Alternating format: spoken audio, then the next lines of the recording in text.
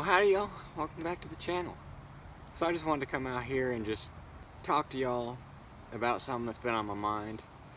And this topic is very prominent in today's culture, and that's busyness.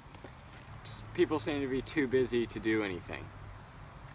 They seem to just fill their days to the brim, to where they have no other thing that they can do. I think that one of the biggest problems, and I've had this for myself personally, so for us and our family, we like to embrace simple and slow living, whether that be, having minimal stuff so we don't really buy a lot of things, and also just living slow, not constantly on the go, constantly going somewhere, just taking time to be with the Lord and to be with one another, and to come out in the woods and take a walk every so often, enjoying the life that the Lord's given us. And I think that a lot of people think that if they're not doing something, then they're lazy. And there's a difference between being lazy, or what the Bible would call a sluggard, and just taking a breather. Because this world can beat you down, and we need breathers. I mean, here's a perfect example, and this is from our God, who made the world and everything in it. He made it in 6 days, and then on the 7th day he rested. Our God was not a sluggard or lazy because he rested that 7th day, but because there needs a time to rest. It's like Solomon said. He always says, there's a time for this and there's a time for that. Well, there's a time to work, and there's a time to rest.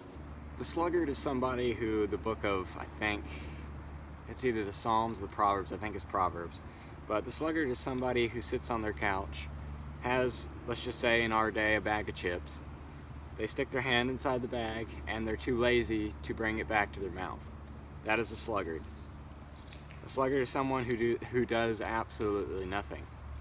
Just because you don't work a 9-to-5 job doesn't make you a sluggard, especially if you're doing other things, because there's more to life than just doing work for money.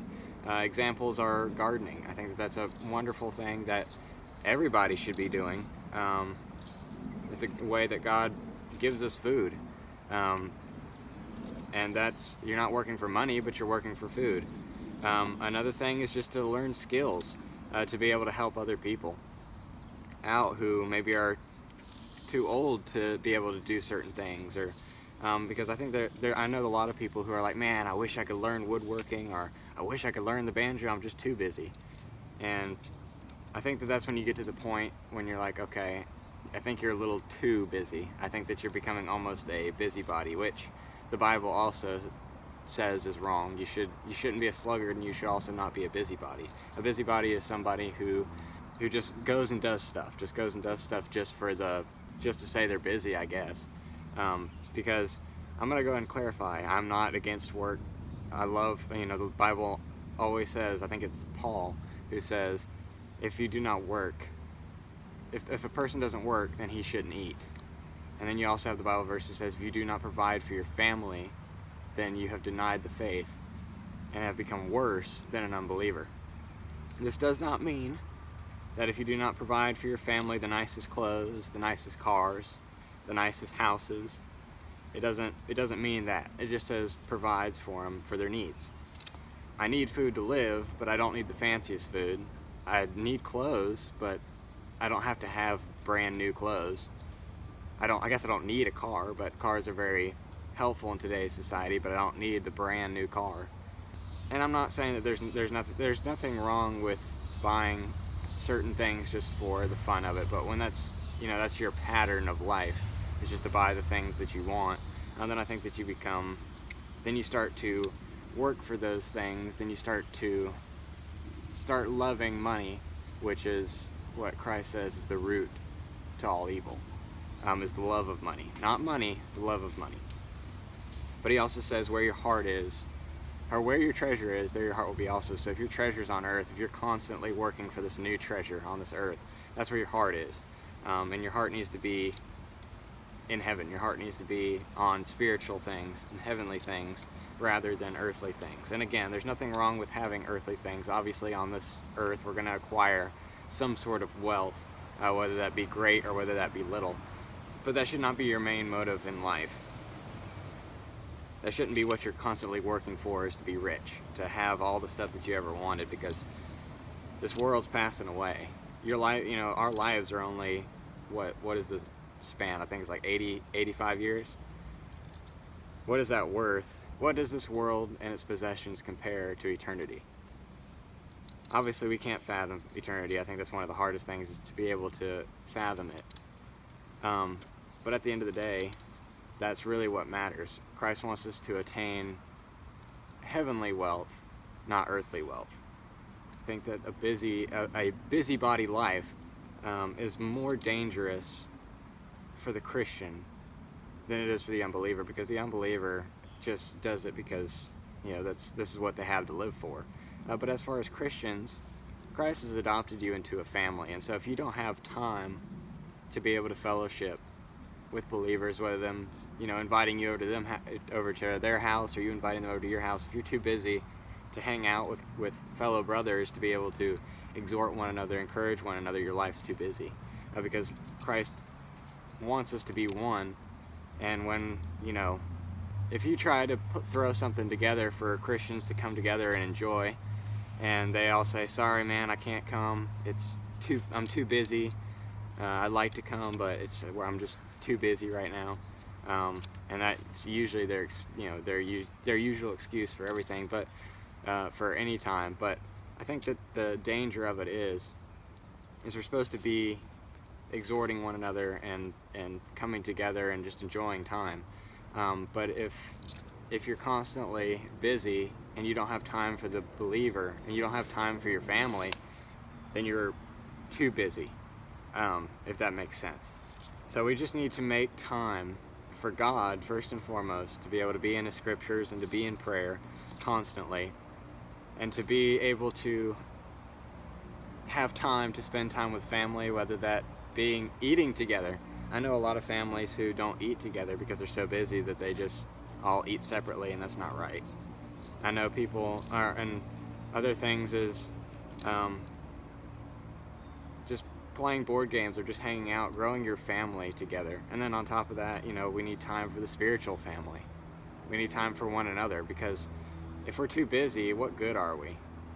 If we're too busy, yes, we may be working, but working for what? What is so important that you have to work overtime and not be able to hang out with your family, with the Lord, and with fellow believers? And the thing is, for me, is when we do come together, when Christians do come together, whether they go to a church or whatever it is, or just to get together or whatever, they end up talking about how busy and stressful their lives are, and that's not encouraging or exhorting one another. That's basically ranting to one another and spilling everything to one another, which is fine, every so often. If you're having a hard time and you need encouragement and stuff, that's fine. But every single time you get together, it's the same thing, and you're the only one getting encouraged. So with that being said, I think that it's just time for people to slow down, just to look around and enjoy the life that God's given you. People think that this life it's so terrible, it's so stressful, and yes, it is. It's not. And don't get me wrong, I know the earth is, evil and stuff like that, but the Lord's also given us beauty within the earth. And if we're constantly just focused on that evil, and then on top of that we're magnifying it with stress of the world, then we bypass all of His beautiful creation. Just taking a hike or just a walk through the woods is just beauty, and it's peaceful, and it relieves stress for sure. Just slowing down, being able to spend time with God, because I tell you one thing, if you want to relieve stress, just spend time with God. Just read the scriptures, pray. I find that prayer is one of the things that relieves stress the most, relieves anxiety the most. relieves troubles. I know that prayer does for me. Just come outside and pray. Spend time with your families. And don't think that if you slow down that you're being lazy. If you're working and you're providing for your family just enough to provide for them, it doesn't have to be some extravagant thing, but if you're providing enough for them to provide for their needs, that's all the Lord asks. He doesn't ask anything else. He just says provide for your families. So to kind of sum all this up, just stop putting so much stuff on yourselves to where you have time for nothing else but work and taking my kids to that and to this and then that, and then I have this I have to do, and then stop doing all that. You know, if you want to spread it out, if you want to do those things, fine, but spread it out. We need to be able to take a breather and just enjoy what God's blessed us with. Just take time to thank Him for the things that He has given you, because it's easy to overlook the blessings as you're trying to pursue other things that you can get in this life. You can bypass the things that He's already given you. And so just slow down. Enjoy the Lord. Enjoy one another. Enjoy your fellow brothers and sisters in Christ. Learn new skills. I mean, that's one thing that people always tell me is, man, I wish I could learn woodworking, or I wish I could learn the banjo, or I wish I could learn to whittle. I wish I could, learn those different skills. I'm just too busy. Then I would have to say to you, I think you're too busy, because if you can learn to live simple, if you can learn to live slow, there's a lot less stress, because the less stuff that you have, the less stuff you have to pay off. The less stuff you have to pay off, the less you have to work. The less that you get to work, the less that you work, the less stress you have, and the more time you get to spend with your family and with the Lord and with fellow siblings in Christ. And so if you can just learn to live simple, live slow, just enjoy the small things in life, then I'm pretty sure you'll reduce your stress by a lot.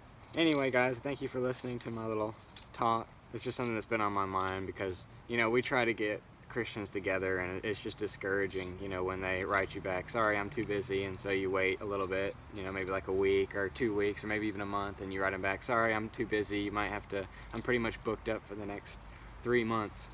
And that's not very encouraging to us. And they're not able to be encouraged because they're not coming and enjoying time, just spending time with their siblings in Christ. So it hurts everybody all the way around, I guess I'd say. But anyway, I don't want to make this video too long, but anyway, I just wanted to talk to you guys about that, and hope you guys slow down and just enjoy what God's given you. Enjoy the beauty of the earth. Even though, we're looking for a better country, there's still beauty that the Lord's provided us here. Not just to throw that away, but instead just enjoy it. And enjoy your siblings in Christ that the Lord's given you, and spend time with Him, because that's the biggest thing.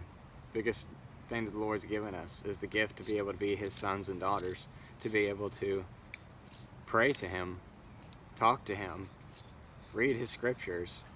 It's all a blessing that we take for granted in today's world because we're too busy. So I say all this to say, just enjoy what God's given you, enjoy what He's blessed you with, enjoy Him, and just slow down. Thank you guys so much for watching this video.